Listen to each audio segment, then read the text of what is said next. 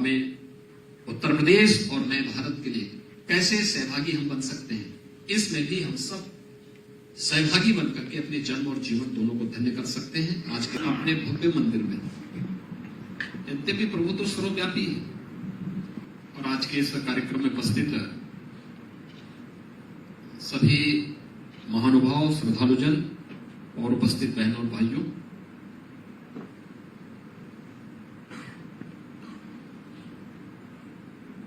आपकी तरह मुझे भी 22 जनवरी का इंतजार है।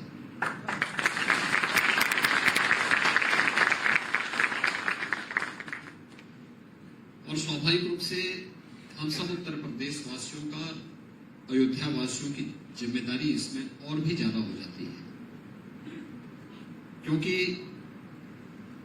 अवधपुरी में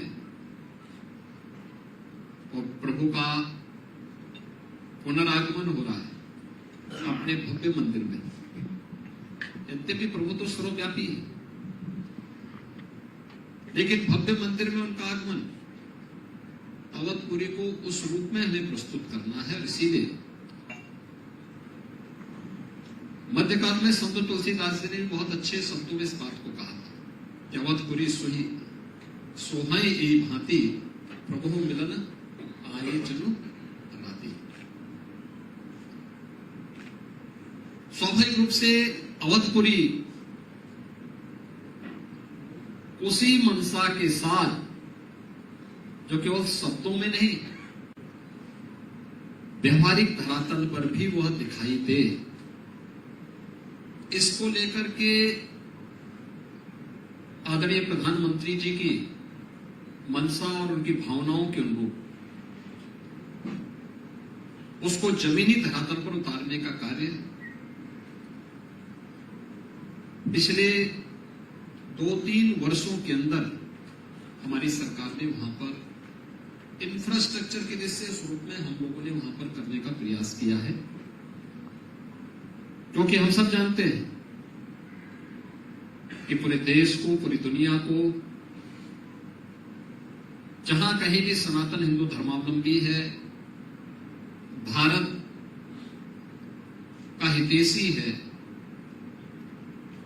उन सबको इस तिथि का स्मरण है और वह इस बात को जानना चाहते हैं, क्योंकि हर व्यक्ति बेसब्री के साथ इन बातों का इंतजार कर रहा है कि अवधपुरी प्रभु आवत जानी वह सकल सौभाग्य खानी।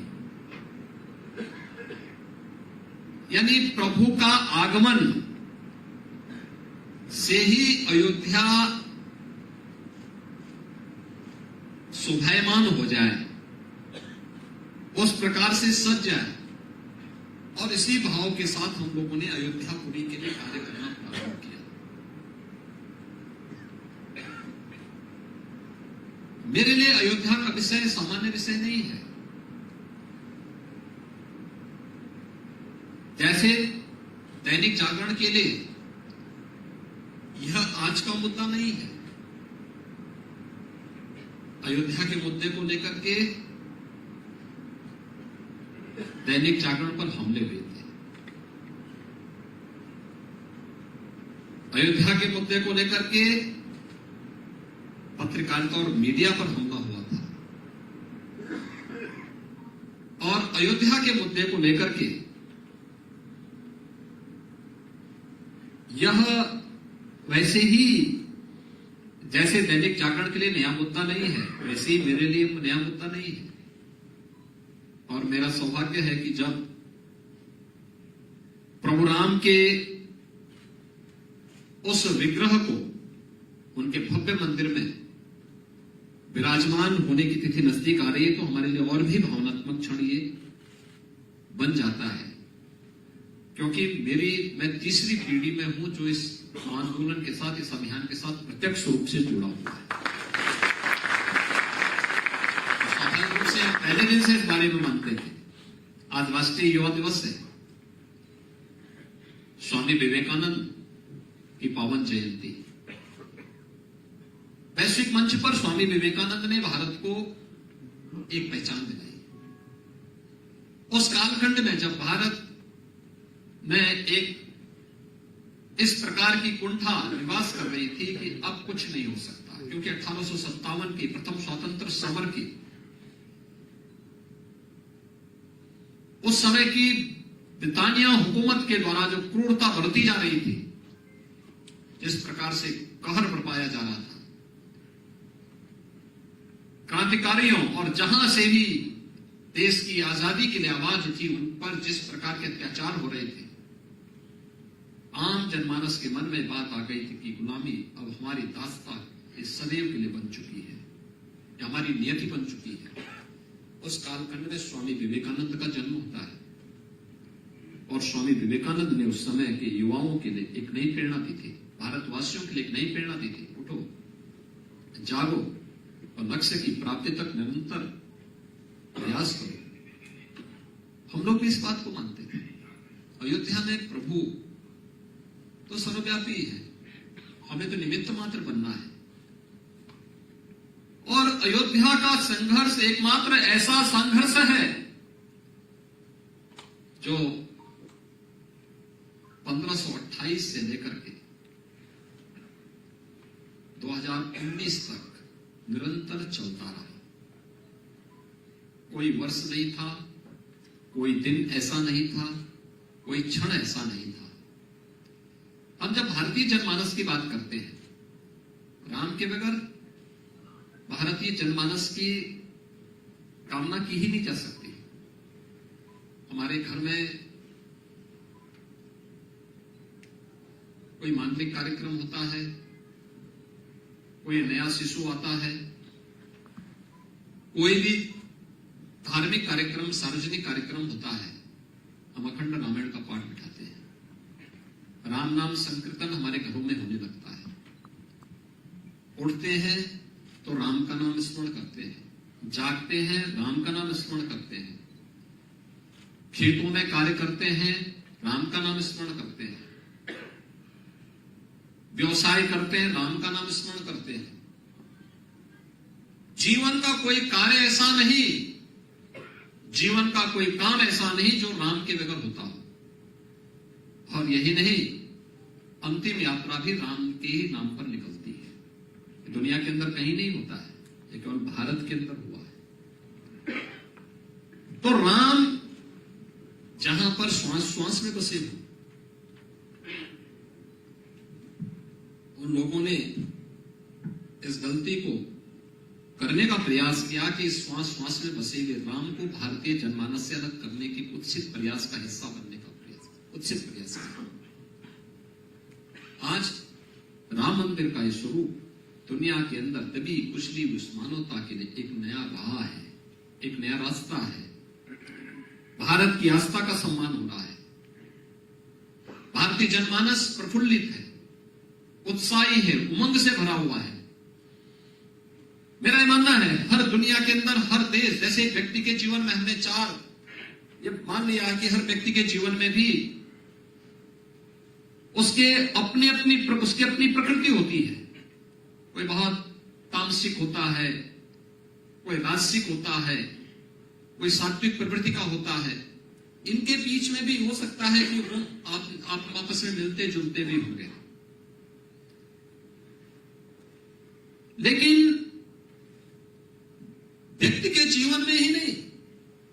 एक पिता के 4 पुत्र होते हैं, चारों अलग अलग राह चुन लेते हैं। कोई जन सेवा के लिए जा रहा है, कोई सर्विस में जा रहा है, कोई व्यवसाय में जा रहा है, कोई किसी अन्य कार्य में सुरक्षा के कार्य में लगा हुआ है। अलग अलग कार्यों में भी व्यक्ति जा सकता है। उसकी रुचि है, उसकी उपलब्धता है, उसके अपने विषय हो सकते हैं। और यह केवल व्यक्ति पे ही निर्भर नहीं करता है, कि राष्ट्रों पर भी ये अक्सर से सही बैठता है। दुनिया के अंदर भी दुनिया के अलग अलग देश हैं, उन देशों के अंदर भी यही भाव रहता है। उसमें से कुछ देश ऐसे हैं जिनकी व्यवसाय की वृत्ति है। आप कुछ भी कर लीजिए, उनके व्यवसाय पे आंच नहीं आनी चाहिए। कुछ को अपनी विरासत, अपने कला पर वे आश्रित हैं, उनकी उस सांस्कृतिक विरासत पर आप हमला मत करिए। वे उस अपने पुराने आर्किटेक्चर पर विश्वास करते हैं। कुछ लोगों को अपने पराक्रम पर विश्वास है, लेकिन दुनिया के अंदर भारत एक ऐसा देश है, आप उस पर लंबे समय तक शासन कर सकते हैं बशर्ते आप उसकी आस्था का सम्मान कर रहे हैं।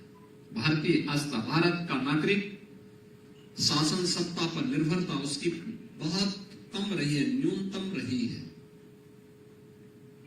वह अपने अनुसार अपनी चर्या को तय करता है। भारतीय जनमानस में समाज आगे रहा है और सरकारें पीछे रही है, और भारतीय जनमानस हमेशा इस बात को ध्यान में रखता है कि उसकी आस्था का सम्मान करो, और जो भी उसके आस्था का सम्मान देता है वह उस राज सत्ता को सिर आंखों में बिठाने का काम करता है। याद रखना, यही कारण था कि राजनीतिक इकाइयां भारत के अंदर अलग अलग रही होंगी, लेकिन सांस्कृतिक एकता भारत के अंदर एक थी। उत्तर से लेकर दक्षिण तक, पूरब से पश्चिम तक। याद करिए, हजारों वर्ष पहले प्रभु राम ने भारत की जो सीमा तय की, वही सीमा आज उत्तर से दक्षिण तक है। पूरब से पश्चिम तक कृष्ण ने जो सीमा तय की, वही सीमा आज भी है। केरल से निकला एक सन्यासी 4 कोनों में 4 पीठों की स्थापना कर देता है। किसी भी राजा रजवाड़े ने उनको रोका नहीं, बल्कि उन्हें सम्मान दिया, आगे जाने की व्यवस्था दी, एक राह दी। कपिलवस्तु का एक राजकुमार सन्यासी बनकर के ज्ञान का उपदेश देता है, उनके लिए सभी राजे रजवाड़ों ने अपने पलक पावड़े बिछा डाले। यह भारत है, आस्था का सम्मान करता है, और केवल भारत की ही आस्था का सम्मान नहीं किया उसने, बल्कि दुनिया की, विश्व मानवता की आस्था का सम्मान का राह भी भारत ने दिखाई है। ये हर कालखंड में हुआ है, और यही स्थिति अयोध्या के अंदर आज हम सबको देखने को मिल रही है। तो स्वाभाविक रूप से मुख्यमंत्री होने के नाते मेरी ये जवाबदेही थी कि अयोध्या को हम अयोध्या की पहचान दिलाएं, और मेरा पहले दिन से दृढ़ विश्वास था, आज नहीं तो कल अयोध्या में भव्य राम का मंदिर बनेगा। अवश्य मोदी जी के रहते हुए बनेगा। हम लोग इस बात पर पहले दिन से दृढ़ विश्वास करते थे। और याद करिए, जब 2017 में हम लोग आए थे, तो दीपावली का भव्य उत्सव का कार्यक्रम हमने अयोध्या में किया था। वो आज वहां का एक राष्ट्रीय उत्सव बन चुका है, अयोध्या का दीपोत्सव। ये हमारा सौभाग्य है कि उसमें गत वर्ष प्रधानमंत्री जी का आगमन हुआ था। इस वर्ष 54 देशों के राजदूत उस कार्यक्रम में भागीदार बने थे। साउथ कोरिया की फर्स्ट लेडी उस कार्यक्रम में भागीदार बन चुकी है। फिजी और मॉरिशस से जुड़े हुए राजनयिक उस कार्यक्रम में भागीदार बन चुके हैं।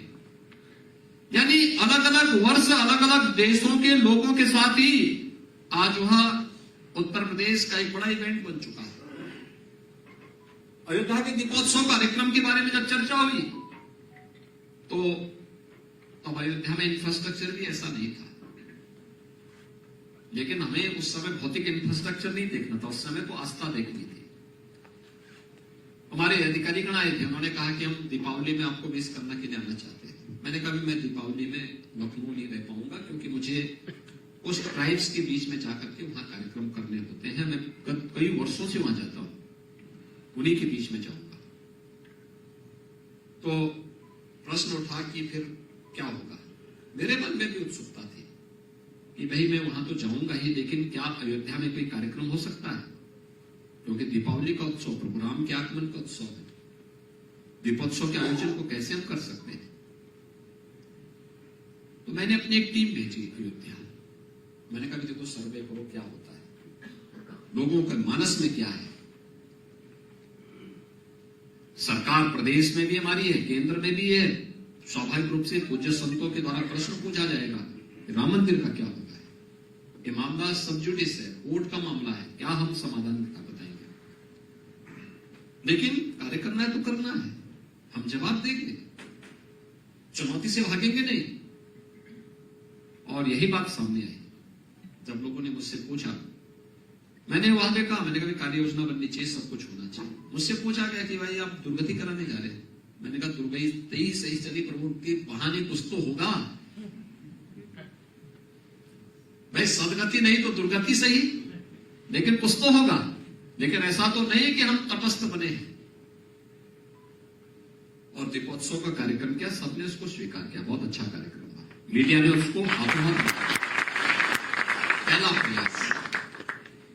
इससे पहले हम लोगों ने विश्वास जगाने के लिए वहां पे विद्युत की आपूर्ति की, 3 से 4 घंटे अयोध्या में बिजली मिलती थी, आज 24 घंटे बिजली है। पर्व और त्योहार, रामनवमी का पर्व मुख्यमंत्री बनने के कुछ ही दिनों के बाद आया, तो लोगों ने कहा क्या व्यवस्था, मैंने पूछा वहां पे क्या व्यवस्था, उन्होंने कहा साहब व्यवस्था तो कुछ नहीं होती। हमने कहा भी वहां लाखों लोग आएंगे, क्या करेंगे? कहा साहब लाखों तो नहीं, लेकिन हजारों में लोग आते हैं, भीड़ भाड़ होती है। तो हमने कहा घाटों की सफाई कर दीजिए और पेयजल की व्यवस्था करिए, किसी श्रद्धालु को दिक्कत न हो। यहां से प्रारंभ होता है, स्वच्छता के अभियान से, फिर बिजली की आपूर्ति से, फिर गली और मोहल्लों की सफाई से, एक क्रम चलता रहा। फिर मन में आया कि राम जी की पेड़ी में बड़ी संख्या में श्रद्धालु स्नान करने के लिए आते हैं। राम जी की पेड़ी, वो पूरा पानी वहीं सड़ता था, एक तरफ से अपलिफ्ट किया जाता था और एक तालाब सा बन गया था, पानी बाहर निकलने का रास्ता नहीं था। हमने कभी इसको एक तरफ से निकालो और बाहर फिर वापस सरयू जी में चल जाए। आज आप राम जी की पेड़ी में जाइए, लाखों श्रद्धालु एक समय में राम जी की पेड़ी में स्नान कर सकते हैं। फिर राम जी की पेड़ी के विस्तार की बात आई, राम कथा पार्क की बात आई, फिर श्री राम भजन संध्या स्थल की बात आई। भजन संध्या स्थल भी बन गया, लेकिन बनने के साथ वहां पर बात आई कि उसके ऊपर एक हाई टेंशन का तार है। तो हमने कहा कि कार्यक्रम अभी मत करना, पहले इस तार को हटाएंगे। और हाई टेंशन के तार को हटाने के लिए अच्छा खासा पैसा खर्च करना पड़ा, लेकिन वहां भी हटा। फिर प्रभु राम के नाम पर सर्वाधिक भजन किसने गाए हैं? तो नाम आया सुर सम्राज्ञी लता मंगेशकर जी का। प्रधानमंत्री जी ने कहा कि लता मंगेशकर जी के नाम पर कुछ होना चाहिए। आज आपने देखा होगा लता मंगेशकर जी का भव्य स्मारक उनकी वीणा के साथ में अयोध्या में हम सबको एहसास करा रहा है। अब अयोध्या का फैसला आ गया, अयोध्या का फैसला आ गया तो क्या करना है? अयोध्या में भीड़ होगी, अयोध्या में उस प्रकार का इंफ्रास्ट्रक्चर कैसे होगा? रेलवे को लिखा गया डबल लाइन के लिए, हम आभारी हैं प्रधानमंत्री जी के लिए, डबल लाइन के साथ आज रेलवे की लाइन अयोध्या को जोड़ चुकी है। अयोध्या की सड़कों का, अयोध्या में तो सिंगल लेन की सड़क नहीं थी, कैसे होगा? मुख्य मार्ग नए घाट से लेकर के और फैजाबाद कस्बे तक कैसे बनेगी? 16 किलोमीटर की सड़क। जन्मभूमि का मार्ग था ही नहीं, हनुमानगढ़ी का मार्ग संकरा सा मार्ग था। हाईवे से अयोध्या को जोड़ने के लिए नए घाट का मार्ग, हाईवे से टेढ़ी बाजार वाला मार्ग, कैसे ये सब मार्ग होंगे? क्योंकि घनी आबादी है, जर्जर मकान है, कोई मकान छोड़ना नहीं चाहता है, क्योंकि हमने तो बसाया नहीं था, तो अपने खानदानी बसे चले आ रहे थे। प्लानिंग की गई, संवाद बनाया गया। मैं बार बार बुलाता था संतों के डेलीगेशन को अलग, यहां पे अयोध्या में व्यापारियों के डेलीगेशन को भी, लखनऊ में भी, अयोध्या में भी, सामान्य नागरिकों के साथ, जनप्रतिनिधियों के साथ, हर एक तबके के साथ। और आज 4 लेन और 6 लेन की कनेक्टिविटी अयोध्या को प्राप्त हो चुकी है। लखनऊ से अयोध्या, गोरखपुर से अयोध्या, प्रयागराज से अयोध्या, वाराणसी से अयोध्या। अयोध्या के अंदर भी 4 लेन और 6 लेन की कनेक्टिविटी, नए घाट से आज आपको राम जन्मभूमि होते हुए फैजाबाद कस्बे तक और लखनऊ अयोध्या हाईवे तक 4 लेन की कनेक्टिविटी आपको मिलेगी। आज आप इस रामपथ, इसका नाम हमने दिया रामपथ। अयोध्या को हाईवे के साथ जोड़ने वाला एक मुख्य मार्ग है धर्मपथ, जो फोटो में चमक रहा है, जिसमें आपको सूर्य स्तंभ दिखाई दे रहे हैं, यही धर्मपथ है। अयोध्या में रामपथ से राम जन्मभूमि हनुमानगढ़ी होते हुए जो पहले मार्ग जाता था राम जन्मभूमि के लिए, इस मार्ग का चौड़ीकरण हो, इसका हमने नाम दिया हनुमानगढ़ी है भक्ति पथ। और फिर सुग्रीव किला के बगल से जन्मभूमि के लिए एक और मार्ग है, इसका नाम है जन्मभूमि पथ। ये सभी 4 लेन के साथ जुड़ चुकी है और आज आप जाइए वहां पे लाखों की संख्या में श्रद्धालु आएंगे, किसी को भी कोई कष्ट नहीं होगा। अंदर भी अन्य वैकल्पिक मार्ग भी दिए गए हैं। अयोध्या के चारों ओर सुंदरीकरण के लिए जितने प्रयास हो सकते हैं वो सब किए जा रहे हैं। पार्किंग की व्यवस्था दी जा रही है और इनमें जितने भी नागरिक वहां से, जितने भी व्यवसायी या अन्य नागरिक वहां से, अयोध्या से या इन मार्गों से अगर किसी की दुकान या किसी का मकान उसकी चपेट में आए तो उसको प्रॉपर कंपनसेशन मिले, यह उपलब्ध कराया जा चुका है। जिन्हें दुकान चाहिए FAR में छूट महायोजना में दे करके उन्हें दुकान बनाने की सुविधा दी गई। जो वहां नहीं चाहता था तो उसके लिए मल्टी लेवल पार्किंग 6 स्थानों में बनाया गया और मल्टी लेवल पार्किंग में कार पार्किंग की व्यवस्था भी दी गई है। तो साथ साथ वहां पर एक और व्यवस्था दी गई है, वह दी गई है कॉमर्शियल स्पेस, जिसमें इन दुकान वालों को वहां पे हम व्यवस्थित पुनर्वास कर सके। वहां पे हमने पार्किंग का स्पेस भी दिया है, कॉमर्शियल स्पेस भी दिया है, आने वाले श्रद्धालुओं के लिए डोमेट्री भी दी है और साथ साथ भोजनालय की व्यवस्था भी दी है। याद रखना, हमारी डोमेट्री और रेल बसेरे जितने हैं ये निषाद राज के नाम पर होंगे। अयोध्या समता की भूमि भी है, मर्यादा की भूमि भी है और भोजनालय माता सबरी के नाम पर होंगे। हमारे लिए वोट बैंक का मुद्दा नहीं है, पर वो राम के प्रति आस्था व्यक्त करने का एक माध्यम भी है। क्योंकि प्रभु को अगर सम्मान देना है तो बजरंगबली को भी सम्मान देना होगा, निषाद राज को भी सम्मान देना होगा, माता सबरी को भी सम्मान देना होगा और समाज के उस हर तबके को अपने गले से लगाना पड़ेगा जिन्होंने उस कालखंड में प्रभु का साथ देकर के राम राज्य की स्थापना की योजना दी थी। ऐसे ही अयोध्या में एयरपोर्ट के लिए हमारी जो पुरानी स्थिति थी मात्र 167 एकड़ में थी। हमारा स्टेट प्लेन भी वहां लैंड नहीं कर पाता था, अनुपयोगी थी।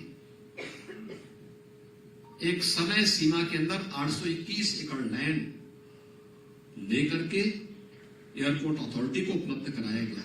आज अयोध्या में इंटरनेशनल एयरपोर्ट भी बन चुका है। आज अयोध्या अत्याधुनिक सुविधाओं से युक्त बन चुका है।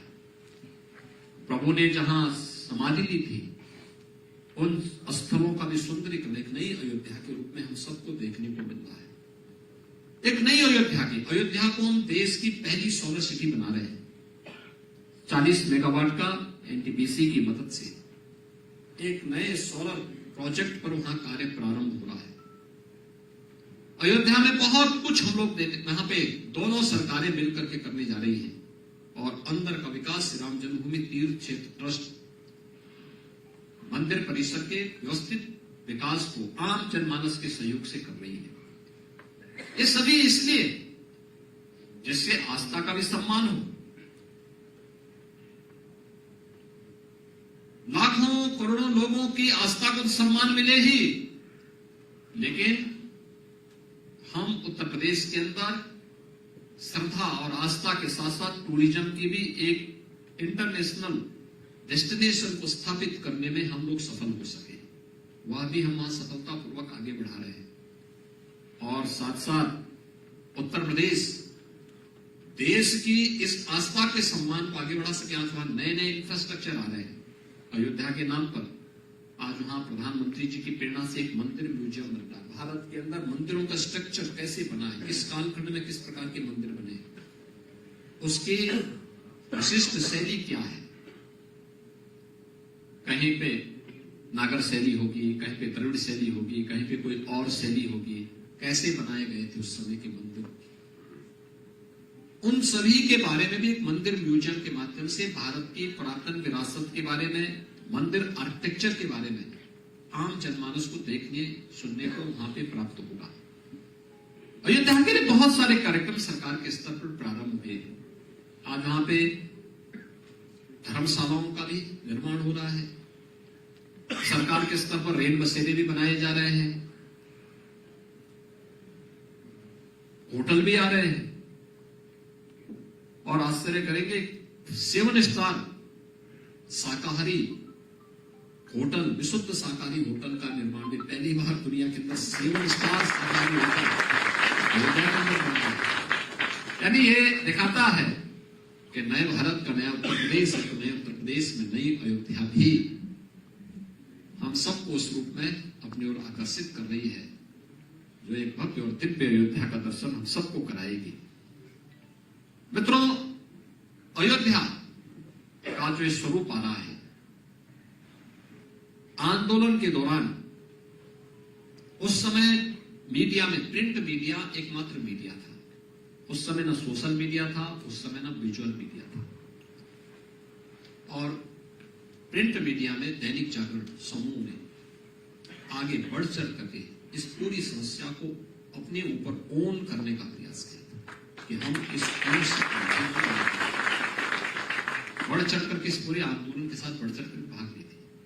और खासतौर पर उस समय दैनिक जागरण के प्रधान संपादक स्वर्गीय नरेंद्र मोहन जी, आप देखिए ना, उनके उस समय के साहित्य को देखिए जो उन्होंने हिंदुइज्म पे लिखा है। उस समय उन्होंने विभिन्न बात उस पर जो अपनी लेखनी चलाई है, उनकी जो संपादकीय आलेख है, उसने एक नए जन जागरण के ज्वार को प्रज्वलित करने में बड़ी भूमिका का निर्माण किया। दैनिक जागरण के संपादकीय कॉलम को पढ़ने के लिए लोग दैनिक जागरण खरीदते थे, पढ़ते थे, घर में संभाल के रखते थे। उसने कारसेवकों, संतों और आम जनमानस के मन में श्री राम जन्मभूमि आंदोलन के प्रति एक नई ज्वार का संचालन करने, उसको, उस क्रांति को आगे बढ़ाने में बड़ी भूमिका का, लेखनी किस प्रकार से प्रभावी हो सकती है, श्री राम जन्मभूमि आंदोलन के दौरान इस समूह की भूमिका उस रूप में रेखांकित की जा सकती है। और आज श्री रामोत्सव दैनिक जागरण के माध्यम से यह एक अच्छा प्रयास है, अभिनंदनीय प्रयास है। मैं यहां पर दैनिक जागरण समूह को, खासतौर पर इनके हमारे जो डायरेक्टर हैं श्री शैलेश गुप्ता जी को, आशुतोष शुक्ल जी को, शैलेंद्रनाथ जेटली जी को, और समूह के उन सभी पदाधिकारियों को हृदय से धन्यवाद देता हूं, जिन्होंने 22 जनवरी के कार्यक्रम के पूर्व रामोत्सव के माध्यम से दैनिक जागरण के विशेष कार्यक्रम को, और मुझे लगता अच्छा होगा ईश्वर के नरेंद्र मोहन जी के पुराने आलेख को किसी न किसी रूप में हम लोग फिर से स्थान देकर के उन चीजों को एक नया स्वरूप के रूप में आज की पीढ़ी के सामने प्रस्तुत करें। लोगों को लगना चाहिए कैसी लेखनी की क्या कीमत होती है, कैसे वह बड़ी से बड़ी सत्ता को झुका सकता है। उस कालखंड में भी हम लोगों ने इस बात को बहुत नजदीक से महसूस किया था। आज के इस अवसर पर रामोत्सव के इस कार्यक्रम पे मैं दैनिक जागरण समूह को एक बार फिर से हृदय से धन्यवाद देता हूं, आप सबका अभिनंदन करता हूं। और 22 जनवरी के बाद कोई तिथि तय करेंगे, सरकार उसके बारे में प्रयास करेगी, लेकिन जो भी सुविधाजनक अवसर होगा, आप अयोध्या एक बार जरूर पधारें। सचमुच हमें प्रसन्नता होगी। आप लोग अयोध्या देखें एक बार, प्रभु के भव्य मंदिर के दर्शन करने का सौभाग्य भी प्राप्त होगा, लेकिन अयोध्या के आधुनिक अयोध्या के इंफ्रास्ट्रक्चर को देख करके हमें उत्तर प्रदेश और नए भारत के लिए कैसे सहभागी हम बन सकते हैं, इसमें भी हम सब सहभागी बनकर के अपने जन्म और जीवन दोनों को धन्य कर सकते हैं। आज के इस अवसर पर मैं एक बार फिर से आप सबका हृदय से अभिनंदन करता हूं। आप सबको